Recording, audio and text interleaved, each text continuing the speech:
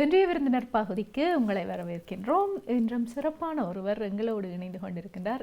எல்லோரும் நன்கறிந்த Michael Collins அவர்கள் இன்றைய தினம் இன்றைய விருந்தினர் இருக்கையை அலங்கரிப்பதற்கு இங்கே வந்திருக்கின்றார். பிரான்சிலிருந்து வருகை தந்திருக்கின்றார். பிரத்யேகமாக இங்கே எங்களை சந்திப்பதற்கு வந்திருக்கின்றார். வணக்கம். வணக்கம் மனோஜா. நீங்கள் யாழ்ப்பாண பல்கலைக்கழகத்தின் முன்னாள் விரிவுரையாளராக இருந்திருக்கிறீர்கள். அதைவிட தற்போது நாடு கடந்த தமிழீழ அரசாங்கத்தின் பிரதிநிதியாக இருந்து கொண்டிருக்கின்றீர்கள்.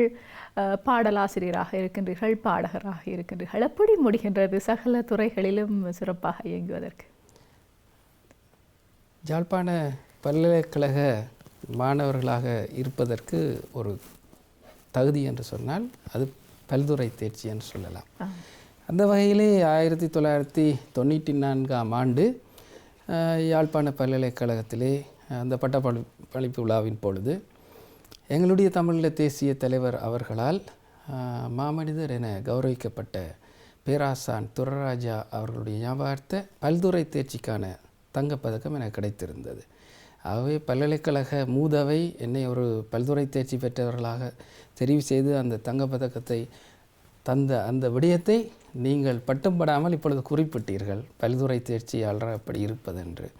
உண்மையாகவே அதற்கு காரணம் என்னுடைய நான் வளர்ந்த சூழல், என்னுடைய அம்மா அப்பா, என்னுடைய மாமனார், மற்றது இதெல்லாம் ஒரு கலை குடும்பம், விளையாட்டு, உதயபந்து ஆட்டம், பல்துறை தேர்ச்சியாளனாக அதுக்குள்ள நான் வந்தது. நீங்களாக உங்களை உருவாக்காமல் பிறப்பிலிருந்தே அதே துறையோடு சேர்ந்து வளர்ந்து கொண்டிருக்கிறேன். பிறப்பிலிருந்தே என்னுடைய குடும்ப பின்னணி மற்றும் நான் இந்த பல்கலைக்கழகத்திலே நான் கண்டெடுத்த என்னுடைய அன்புக்குரிய மனைவி, அது ஒரு காதல் திருமணம். அவருடைய பேர் மெரோனா ஷாமினி. அவருடைய அந்த அந்த என்ன சொல்கிறது, ஒரு சப்போர்ட், அதுவும் என்னை அப்படி சேர்த்து வளர்த்து என்று சொல்லலாம்.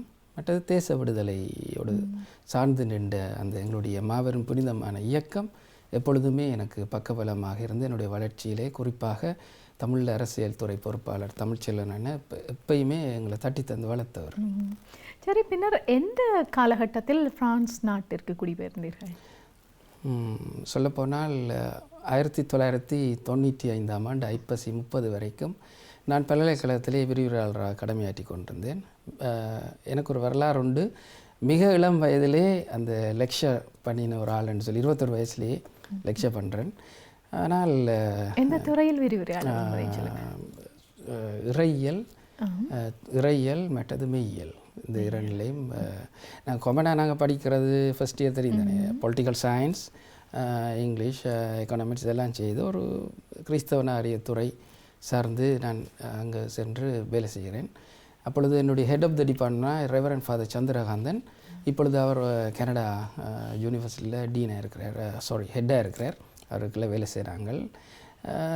எனக்கு பெரிய சந்தோஷமான விடயம் என்னென்றால், தமிழ் கிறிஸ்தவ இலக்கியம் சார்ந்து நான் ஆழமான ஆய்வு ஒன்றை செய்து அதை தான் லெக்சர் பண்ணினேன். தமிழ் மேல் உள்ள பெற்றால் நான் அதை தான் லெக்சர் பண்ணினேன். சந்தோஷமான விடயம், பேராசிரியர் சிவத்தம்பி, சண்முகதாஸ், சிவலிங்கராஜா சார் மற்றும் இப்பொழுது கனடாவில் இருக்கிற பாலசுந்தரம் சார், இவர்கள்ட்டெல்லாம் படித்தது எனக்கு ஒரு சந்தோஷமான விஷயம். தமிழை நான் பிற்காலத்தில் பாடல்களை எழுதுவதற்கு கூட இது ஒரு உந்து சக்தியாக இருந்தது. உங்களுக்கு ஞாபகம் இருக்கின்றதா உங்களுடைய முதல் பாடல் எது தொடர்பானது அப்படின்றது? என்னுடைய முதல் பாடல் சொல்லப்போனால் யாழ் மாவட்ட தாக்கல் படை பிரிவினரால் களத்தில் நிர்வகிகள் என்று சொல்லி ஒரு ஆல்பம் ஒன்று அங்கே வெளியிடப்பட்டது. அதனுடைய பாடல்களை போராளிகள் எழுதி போராளிகள் பாடியிருந்தார்கள். உயிரொடிக்கும் துப்பாக்கி ரவைகளுக்கு மத்தியில் அதை நாங்கள் உருவாக்கியிருந்தோம். பாயிண்ட்னு சொல்கிறோம், அந்த இடங்களில் சென்ட்ரி பாயிண்டில் போய் அவளுக்கு பழக்கி எடுத்து அருணா இசையமைத்திருந்தார். அவ்வளோ பாடல்களையும் ஒரு போராளி எழுதியிருந்தார். அந்த பாடல்களை நெறிப்படுத்தி முழுவதுமாக ஒரு மாஸ்டராக நின்று அங்கே செயல்பட்டிருந்தேன். என்னுடைய பாடல் என்று சொன்னால், யாழ்ப்பாண பல்கலைக்கழகத்தில் எல்லாருக்கும் தெரியும், விடியலை தேடும் பறவைகள் என்கின்ற ஒரு ஒலிப்பதிவு நாடாவிலே நான் பாடியிருந்தேன். அது அந்த பாடல் 2 லைன் நான் பாடி காட்டுறேன் மக்களுக்கு. அப்படி என்று சொல்லி நினைப்பதற்கிடையில் சொல்லிவிட்டீர்கள். ஓகே. வேங்கைகளே வேங்கைகளே, விடுதலை தீயில் வேகி எரிகின்ற வேங்கைகளே, வேங்கைகளே வேங்கைகளே, வீர காவியம் படைத்திடும் புலிப்படை வேங்கைகளே. நன்றி எங்களுக்காக ஒரு வரிகளை ஞாபகப்படுத்தி பாடியமைக்காக. அப்படியே அந்த பாடலோடு சேர்ந்ததாக இன்னொரு கேள்வி இருக்கின்றது. அதாவது பிரான்சில் நடாத்தி கொண்டிருக்கிறீர்கள் இசைத்தமிழ் தொடர்பாக. அதை என்ன காரணத்திற்காக அங்கே நடாத்த வேண்டும் அப்படி என்ற எண்ணம் வந்தது உங்களுக்கு? உண்மையாக சொல்லப்போனால் அற்புதமான கேள்வி, மனதை தொட்ட கேள்வி. என்னென்றால் சொல்ல போகிற விடயம் அப்படியானது. 2009 எங்களோட போராட்டம் மௌனிக்கப்பட்டது. எங்களோட தேசிய தலைவருக்கான தேடல் இப்பொழுதும் இருந்து கொண்டிருக்கின்றது. அப்படிப்பட்ட ஒரு நிலையிலே 2009க்கு முதல் நாங்கள் முப்படைகளோடு இந்த உலகமே எங்களை பார்த்து வியர்ந்து நின்ற ஒரு காலகட்டம். அப்பொழுது எங்களுக்காக பாடிய தேச விடுதலைக்காக எங்களோடு செயல்புரிந்து என்றிருந்த கலைஞர்களை எல்லாம் இந்த உலகமே தூக்கி மேலே வைத்து தலையில் வைத்து கொண்டாடிய ஒரு காலம். ஆனால் இந்த 2009 மௌனிக்கப்பட்டதன் பின்னர் எங்களுக்காக வேலை செய்த அந்த கலைஞர்கள் எல்லாம் ஒரு தீண்டத்தகாதவர்களாக, ஒரு ஒதுக்கி வைக்கப்பட்ட ஒரு நிலை ஒன்று காணப்பட்டது. குறிப்பாக மனவேதனையோடு சொல்லப்போனால் எங்களுடைய தென்னிந்திய கலைஞர்கள், அவர்களை அன்போடு நாங்கள் நேசிக்கின்றோம். ஆனால் எங்களுடைய தேச விடுதலையோடு சம்பந்தப்பட்டவர்களை ஒதுக்கி வைக்கின்ற ஒரு காலமும் அவர்களுக்கான கௌரவம் கொடுக்கப்படாத காலம் ஒன்று இருந்தது. அப்பொழுது தான் நான் இந்த விடயத்தை சிந்தித்து இசைத்தமிழன் விருது என்கின்றத அந்த நிகழ்வை உருவாக்கி தேச விடுதலைக்காக எங்களுக்காக பாடின கேப்டன் ஃபியூஸ்மார்க், இசைவாணர் கண்ணன் மற்றும் இங்கே இருந்து லண்டன் மாநகரத்தில் எங்களுக்கு அப்பொழுது வேலை செய்து சேர்த்த கௌசி, இப்படியாக எங்களோடு நின்றவர்களுக்கான ஒரு விருதாக அதை பரிணாமப்படுத்திய பொழுது மிக ஆச்சரியமான சந்தோஷமான விடயம், இன்றைக்கு எல்லோரும் அதை தொடர்ந்து எங்களுடைய தாயக கலைஞர்களை கௌரவிக்கின்ற ஒரு நிகழ்வு நடக்கின்றது. அந்த தோற்றுவாயாக நான் இருந்ததை சந்தோஷப்படுகின்றேன். அதே போல் இந்த நிகழ்வு இந்த முறை பிரித்தானியாவில் நடைபெறுவதாக குறிப்பிட்டிருந்தீர்கள், அது தொடர்பாக இங்கே இருக்கின்ற யாழ்ப்பாண பல்கலைக்கழகத்தினுடைய முன்னாள் என்னோட படித்தவர்கள், குறிப்பாக நான் இப்போ தங்கி நிற்கிறேன் பாலா மாஸ்டர், இப்படிப்பட்டவர்களுடைய அவருடைய ஆக்கமும் ஊக்கமும் மற்றும் தேச விடுதலையோடு நின்று போராடியவர்கள் எல்லாருமாக சேர்ந்து இந்த விடயத்தை மிக பிரம்மாண்டமாக்க வேண்டும். இந்த வருடம் உண்மையாகவே எங்களுடைய தேச விடுதலைக்காக பாடல்களை எழுதிய புதுவை ரத்தினதுரை, மற்றது எங்களுடைய தேச விடுதலையின் ஊடக உச்சத்திலே இருந்த தமிழன்பன் ஜவானண்ண, அடுத்ததாக இப்பொழுதும் தமிழ்நாட்டில் இருக்கின்ற காசி ஆனந்தர், இந்த 3 பேருக்கும் நாங்கள் வாழ்நாள் சாதனையாளர் விருது கொடுத்து இந்த நிகழ்வை இங்கே செய்ய வேண்டும் என கேட்டுக்கொண்டார்கள். ஒரு நல்ல தருணம். அதுக்கு ஐபிசி இன்றைக்கு நான் இங்கே இருக்கின்றேன். எல்லாமே காலம், அந்த தேசிய எங்களுடைய மாவீரர்களுடைய அன்பும் பாசமும் என்னை இயக்கி கொண்டிருக்கின்றது. ஆகவே தான் இங்கே நடக்க உள்ளது. இப்போது நாடு கடந்த தமிழீழ அரசாங்கத்தோடு எப்படி இணைந்து கொண்டீர்கள் பிரான்சில் வசித்தபடி? அதற்கும் ஒரே விடைதான். எங்களுடைய மௌனம், விடுதலை போராட்டத்தினுடைய மௌனம். அதன் பின்னராக பல்வேறுபட்ட அமைப்புகள், பல்வேறுபட்ட சக்திகள் இங்கே தேச விடுதலையை நோக்கி சென்று கொண்டிருக்கின்றன. அவர்கள் எல்லாரையும் நான் ஆதரிக்கின்றேன். ஆனால் தமிழீழம் என்கின்ற அந்த சொல்லை தாங்கி பிடித்து கொண்டு ஒரு கட்டமைப்பு உருவாக்கப்பட்டு கொண்டிருந்தது. அதனுடைய ஒருங்கிணைப்பாளராக மதிப்புக்குரிய மாண்புமிகு உருத்திரகுமார் அவர்கள் இருந்தார்கள். அவருடனான அந்த உரையாடல்களும் அவரை நான் புரிந்து கொண்ட அந்த விடயங்களும் அங்கே எங்களை சென்று பணியாற்ற வைத்தது. ஆகவே எந்தெந்த பகுதிகளில் நீங்கள் அமைச்சராக இருந்தீர்கள், என்னென்ன விடயங்களை முன்னெடுத்தீர்கள்? நாங்கள் சொல்லப்போனால் நாடு கடந்த தமிழ் அரசினுடைய பிரான்ஸுக்கான ஒரு பாராளுமன்ற உறுப்பினர், அரசவை உறுப்பினர். அத்தோடு நான் கல்வி, உடல்நல, விளையாட்டுத்துறை துணை அமைச்சராக செயல்பட்டிருக்கின்றேன். இங்கே நான் என்ன செய்தேன், என்ன செய்யவில்லை என்கிறதுக்கு அப்பால் இந்த கட்டமைப்பினுடைய இருப்புக்கு நாங்கள் உறுதுணையாக இருந்தோம். ஏனென்றால் இந்த கட்டமைப்பினுடைய இருப்பை உடைத்து நொறுக்குவதற்கான வேலை திட்டங்கள் பல முனைப்பில் செயல்பட்டு கொண்டிருந்தன. ஆகவே இன்றைய வரைக்கும் நாங்கள் ஒரு இலங்கை அரசாங்கத்தை போல ஒரு சம்பளம் வழங்கப்பட்டு அல்லது மிகப்பெரிய ஒரு அரசியல் ஒரு அமைச்சராக அப்படி இல்லை. நாங்கள் எங்களுடைய குடும்ப வாழ்க்கையில் இருந்து கொண்டு கிடைக்கின்ற நேரங்களில் இதை செய்து கொண்டிருக்கின்றோம். ஆனால் இந்த 10 வருஷம் இந்த கட்டமைப்பை நாங்கள் அழியாமல் பாதுகாத்த விடயம் மிக முக்கியமானது. இனி வருகின்ற 10 வருடங்களில் புதியவர்கள் உள்வாங்கப்பட்டு தேச விடுதலை போராட்டத்தோடு நின்றவர்கள் இங்கே உள்வாங்கப்படுகின்ற பொழுது நாங்கள் கட்டி காத்து கொண்டு விட்ட இந்த கட்டமைப்பு தன்னுடைய இலக்கை நோக்கி நகர்ந்து நிறைவடையும். அதாவது அரசியல் தொடர்பாக இருக்கட்டும், கலை, கலாச்சாரம், பண்பாடு, விழுமியம் என்று சொல்லி நீங்கள் வந்த காலத்திற்கும் இப்போது இருக்கின்ற காலத்திற்கும் நிறைய பெரிய பாய்ச்சல்கள் வந்து போய் கொண்டிருக்கின்றன. உங்களுடைய மதிப்பீடு, பார்வை எப்படி இருக்கின்றது எங்களுடைய மக்களின் செயற்பாடுகள் குறித்து? மக்கள் எப்பொழுதும் தெளிவாகத்தான் இருக்கின்றார்கள். ஏனென்று சொன்னால் எங்களுடைய தேசிய தலைவருடைய சிந்தனையை பின்பற்றி வந்தவர்கள் நாங்கள். அவர்கிட்ட போய் மக்களை பற்றி யாராவது குறை சொன்னால் அவர் சொல்லுவார், நீ தான் பிள்ளை, பேசுகிற நீ தான் பிள்ளை. மக்கள் எப்போ தெளிவாகத்தான் இருக்கிறார்கள்.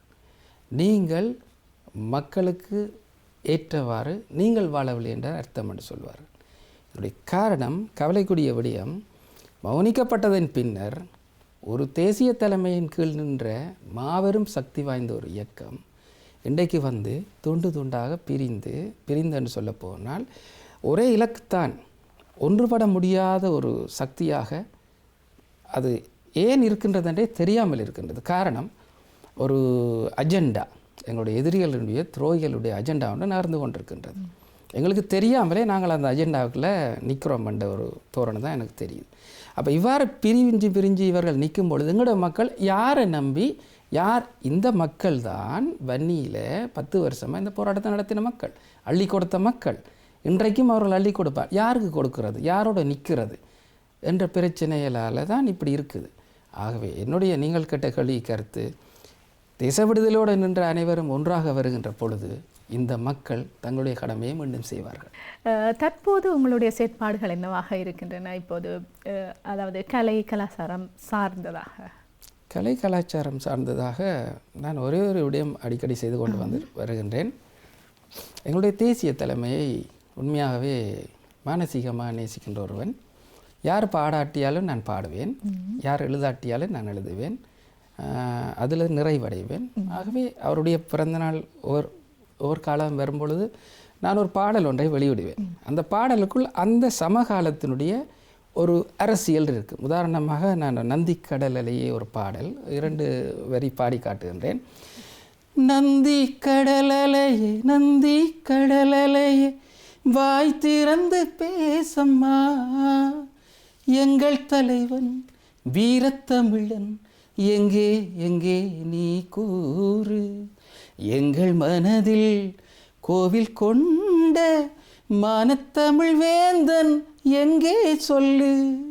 அதில் ஒரு இடத்துல நான் பாடுறேன், ஒற்றுமையாய் ஒன்றாகி போராடினோம், இன்று 9ஆகி எம்மிடையே பிளவு கொண்டோம், உன்னை போல நெஞ்சில் எம்மை யார் தாங்குவார், உன்னை விட்டால் இங்கு இனி யார் வருவார். இவ்வாறாக அவருடைய அந்த சமகாலத்தில் என்ன இருக்கோ அந்த பாடல்களை இப்பொழுதும் அந்த இசைத்துறையில் எங்களோட மக்களுக்கு அவர்களுக்கான ஒரு அந்த வலியை வருடுற அந்த வேலையில் செய்து கொண்டிருக்கின்றேன். இந்த படைப்பிலக்கியத்துறை, இசைத்துறை என்று வரும்போது இளையோரின் பங்களிப்பு பற்றி உங்களுடைய பார்வை, அதாவது திருப்திகரமாக இருக்கின்றதா அவர்களின் தமிழ் தொடர்பான விடயங்களில் இங்கே பிறந்து வளர்ந்த குழந்தைகளுக்கு? இளையோர்கள் என்று சொல்லுகின்ற பொழுது இங்கே பிறந்து வளர்ந்த குழந்தைகள் மாத்திரமல்ல.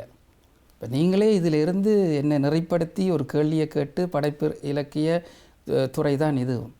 அப்போ நீங்களே இன்றைக்கு ஒரு முன்னுதாரணமாக இருக்கின்றீர்கள், எங்களுக்கு அடுத்த சந்ததி நீங்கள்.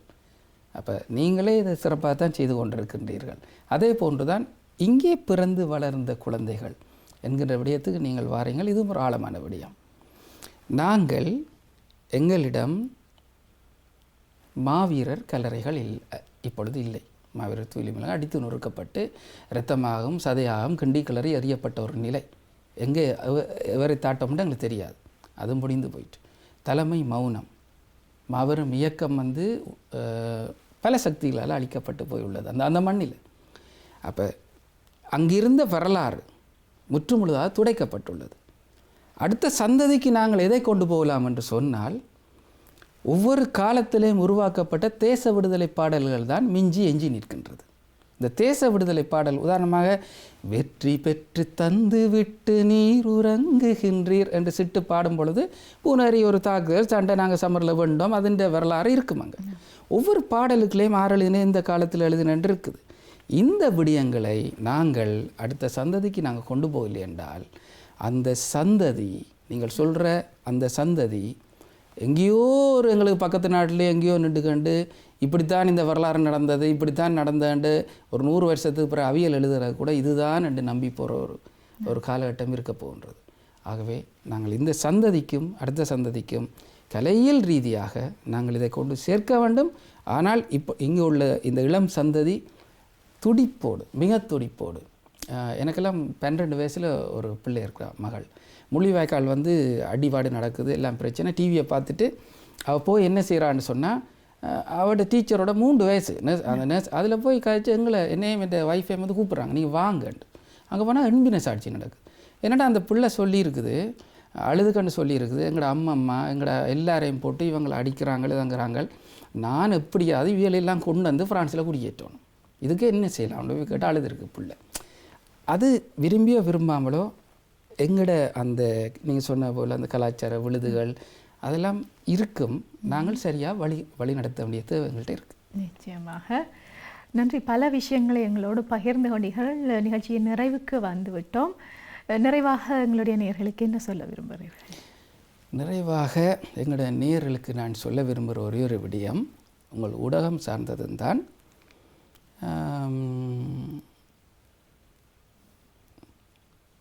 ஒரு கடல், அந்த கடலுக்கு முன்னால் நின்று ஒரு மனுஷன் சொன்னானாம், கடலே நீ மட்டும் உப்பா இல்லைன்னு சொன்னால் எவ்வளோ நல்லது செய்திருக்கலாம்னு சொல்லி. அப்போ ஒரு குயில் பாடிக்கொண்டு இருந்திருக்கு. அந்த குயிலிட்ட போய் சொன்னானாம், நீ மட்டும் கருப்பாக இல்லைன்னு சொன்னால் எவ்வளோ அழகாக இருந்திருப்பேன்ட்டு. இந்த ரெண்டும் அந்த மனிதனை பார்த்து சொல்லிச்சாம், நீ குறை பிடிக்கிற குணம் மாத்திரம் உன்கிட்ட இல்லைன்னு சொன்னால் நீ எங்கேயோ போயிருப்பேன்னு சொல்லி. ஆகவே தேச விடுதலைக்காகவோ இலக்கை நோக்கி ஓடுபவர்களை தட்டி கொடுத்து அவர்களை நகர விடுவது தான் இன்றைக்கு தேவையான விடயம்.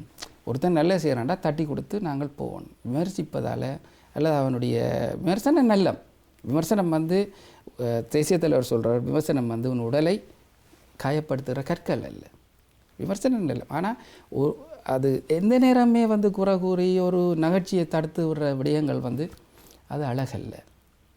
அது வந்து அதை நிறுத்தணும் நாங்கள். மற்றது இயன்ற அளவுக்கு எங்களுக்கான கடமை எங்களுக்கான பணியை நாங்கள் செய்து கொண்டு போகும் பொழுது நாங்கள் இந்த ஏதோ ஒன்றை இந்த மக்கள் மத்தியிலே நாங்கள் இல்லாத காலத்தில் கூட நினைவாக வைத்து விட்டு போகக்கூடிய அந்த மகத்துவம் கிடைக்கும். நல்ல பல கருத்துக்களை தந்திருந்தீர்கள். உங்களுக்கு வாழ்த்துக்களையும் நன்றிகளையும் சொல்லிக் கொள்கின்றோம். இத்துடன் இன்றைய விருந்தினர் பகுதி நிறைவுக்கு வருகின்றது. நன்றி, வணக்கம்.